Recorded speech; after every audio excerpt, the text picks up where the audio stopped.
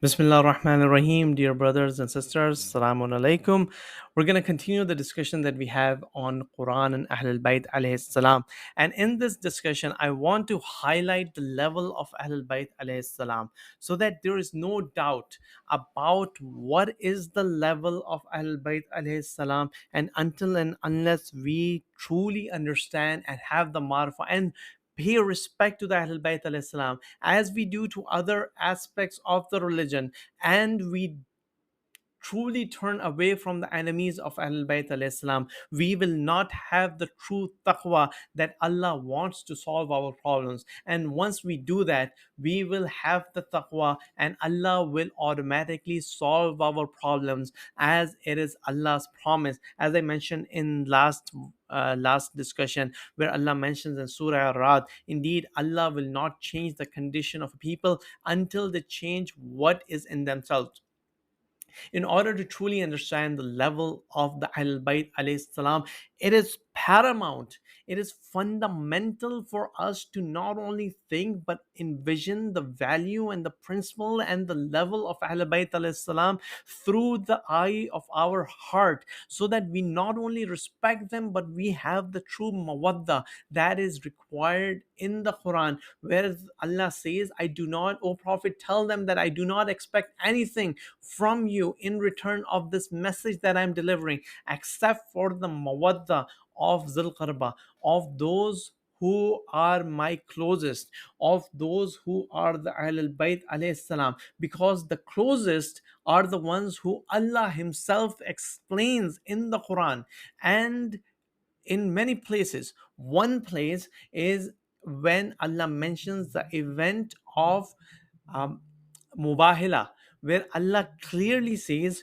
O Prophet, bring your nafs, your women, your children, and ask the enemy to bring their own nafs, their children, their women, and they will go and curse upon the liars. When people were seeing who are the women and children and the nafs of the Prophet came with Hazrat Fatima Zahra Salawatullah alayhi, Imam Hassan and Imam Hussein, and Imam Ali alayhi salam. So these are the closest of the Prophet. If there was anyone else who was closest, who was the nafs or the family or the women or children of the Prophet, Allah would have asked the Prophet to bring them with him.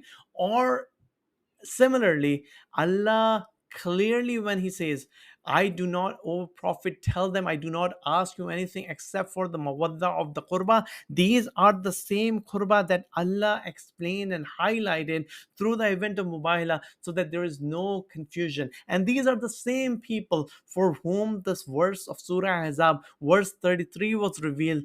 Bismillah ar-Rahman ar-Rahim. Innama yuridullahu liyuzhiba ankum rijsa ahlal bayt wa yutahhirakum tathira. Allahumma salli ala Muhammad wa ali Muhammad. This verse was recited by the Prophet on the door the of Sayyidah Fatima Zahra every day after the verse was revealed. So it is really important to keep this in mind. And then when Allah revealed the verse, Bismillah ar-Rahman ar-Rahim, Inna Allah wa malaikatuhu yusalluna ala nabi ya ayyuhalladhina amanu sallu alayhi wa sallimu taslima. The message over here was to convey the Rood and Salam on the Prophet and his progeny, because the Prophet said, do not give me the salawat without my progeny. And that's why even in the non-Shia Muslims, the salawat, the full form of salawat, includes the progeny of the Prophet. It's like Bismillah ar-Rahman ar-Rahim, Allahumma salli ala Muhammadin wa ala ali Muhammadin kama sallaita ala Ibrahim wa ala ali Ibrahim innaka Hamidum Majid. Allahumma barik ala Muhammadin wa ala ali Muhammadin kama barakta ala Ibrahim wa ala ali Ibrahim innaka Hamidum Majid. So my dear brothers and sisters, it is really important for us to first recognize who are the Ahlul Bayt alayhi salam, and then to recognize their special status in front of Allah. One is their closeness to the Prophet. The second is their participation in the message of Islam.